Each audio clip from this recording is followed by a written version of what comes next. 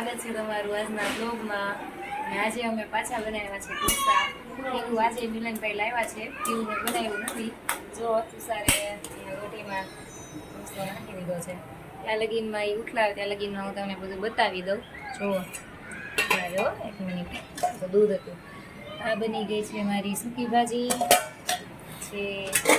આમાં બની ગયો છે સંભાર અને કોકોનટની ચટણી પડી છે ફ્રીજમાં.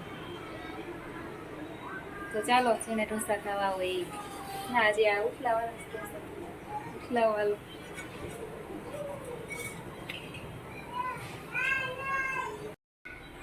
મારો ઢોસો છે ને ઓટોમેટિક ઉઠલે, જો ઉઠલાવો ન પડે, એમ નો દેખાય. હવે આયા છે